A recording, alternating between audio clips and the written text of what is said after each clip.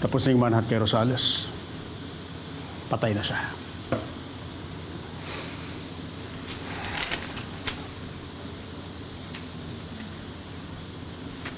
DNA result ng to ni Anton Rosales.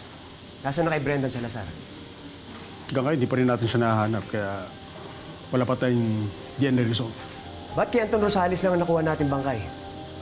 Baka naman nakatakas siya, baka buhay pa siya. Bakit ba parang ang dami mong alam? Sir, marami pa tayong dapat imbestigahan sa mga pangyayari. Huwag mo akong turuan kung anong dapat mong gawin. Labas ka na sa kaswa. Hindi ko muna bibig mo.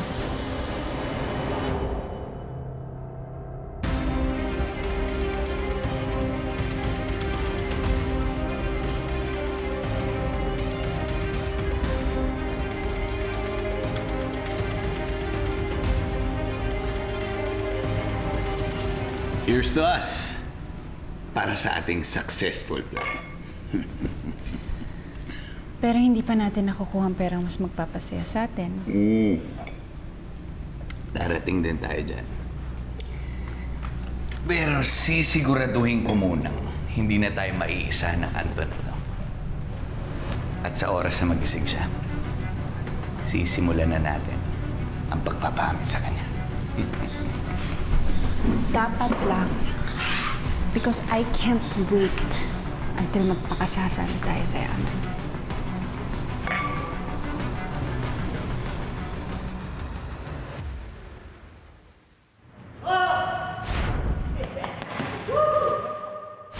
Pinasok ko lahat ng pera sa investment. Hindi ko na kailangan maghalo ng kemikal. Hayaan ko na lang yung pera magtrabaho. Hindi ko pa rin nakakalimutan ang pangako ko sa'yo, Kuya.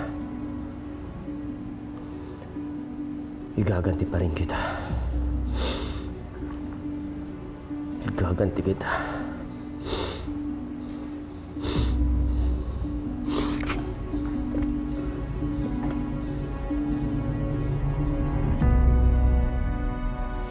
Ma, relax lang, Ma. Huwag ka mapanghinaan ng loob. Ay, din ni Anton nagkakaganyan kayo. Ma, alam kong masakit at mahirap tanggapin. Pero magpakatatag naman po kayo. Buti nga hindi nangyari ulit yung nangyari dati, 'di ba? Pero doble ingat pa rin, sabi ng doktor.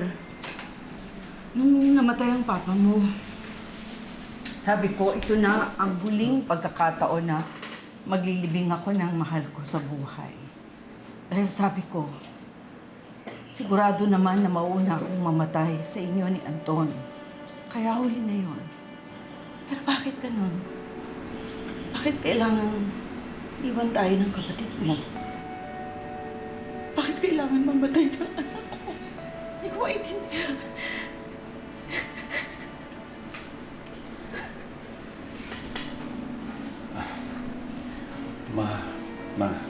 Mabuti pa mahiga muna kayo. Halika. Tadig ko kayo sa kwarto niyo. Halika na, halika na. Halika na, Ma.